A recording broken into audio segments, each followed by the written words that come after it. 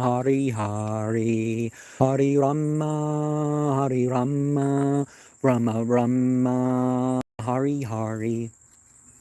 Now, if the video's been pulled, or his channel's been pulled, or you don't know what I'm talking about, somebody has referred to the Temple of Blood in this sort of way. And one of the things about the Temple of Blood is we're willing to be socially inappropriate in our spirituality. And there are some meanings in that basic chant that ISKCON teaches to do 1,728 times a day or more, that very much relates to what we can use. Now, all three of the deity names that make up that 16-word chant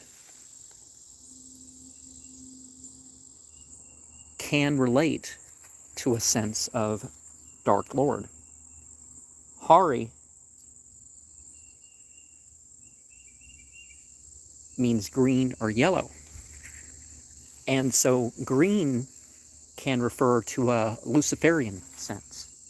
So can the attractiveness or the light of Krishna. And so can the personally bringing about a change in others that's apparent in Rama. And the yellow, of course, is a solar element, better known through the name Krishna. But Rama seems to pair with that in terms of the sound and the pleasing aspect. Both Rama and Krishna have the aspects of dark and black, and Rama's more colored, Krishna's more closely associated with blue, and Hare means one who takes away, one who has potency.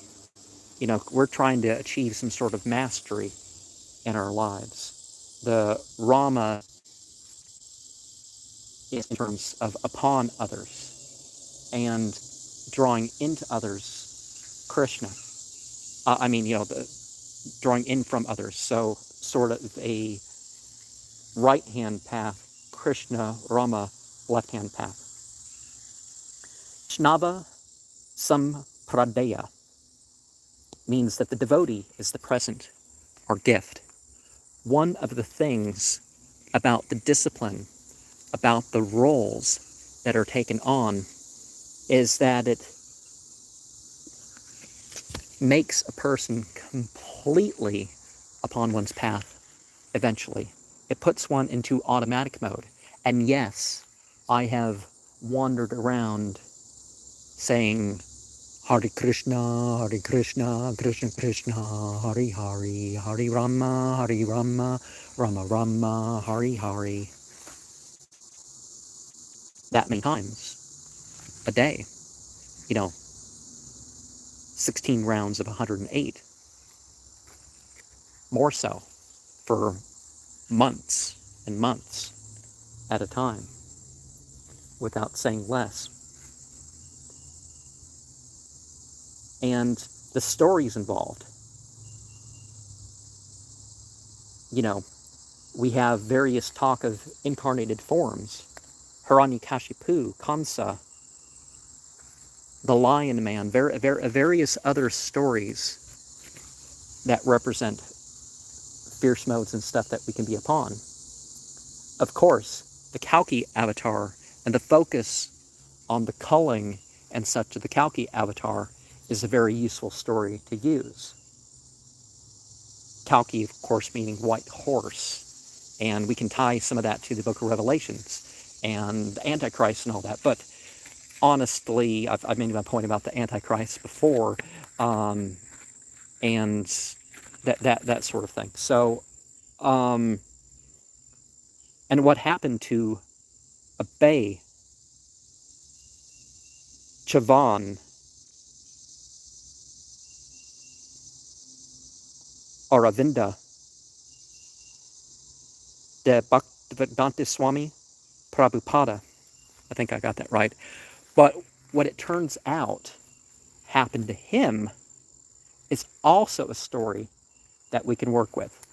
And what I mean, what happened to him, because I really haven't mentioned it in any of my videos commenting on the other International Society of Krishna Consciousness material, is that he was poisoned.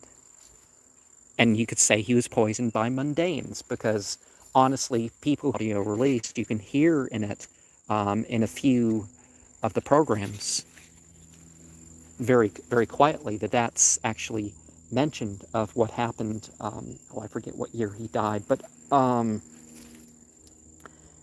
and so of course they've been accused of brainwashing, and that's also something. It's like, okay, yeah, everybody's controlling mentally and all sorts of stuff.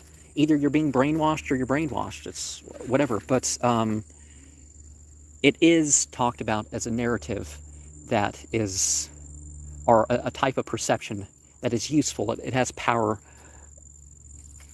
in society. And they were ones that broke boundaries of the societies that they were in, because there's, all this talk about you have to have a certain lineage and you have to memorize all this other stuff. No, they accepted initiates and progressed initiates outside of, some of the traditional qualifications. And part of that I relate to the idea of the roles. They are people who focus on consecrating stuff. You got your beads, you got your temples and things via their use, and taking in the consecrated food.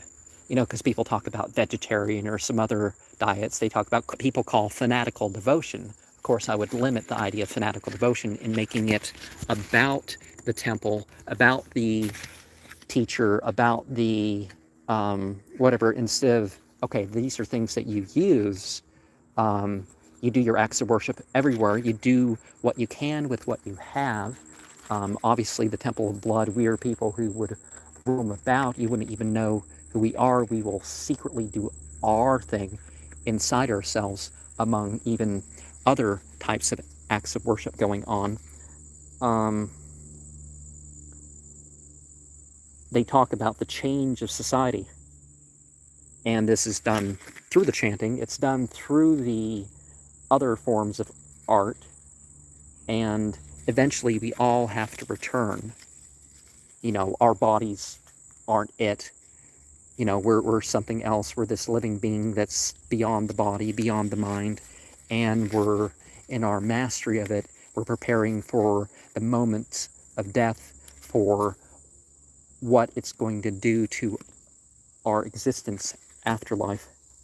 And I think that I, of course, intend to say these all at a particular time, but just like material-wise, you do what you can with what you have. You work up to things. Sometimes you can't do things or have things for what you desire at the current time. And of course, the discipline to do things a particular way and to keep things up.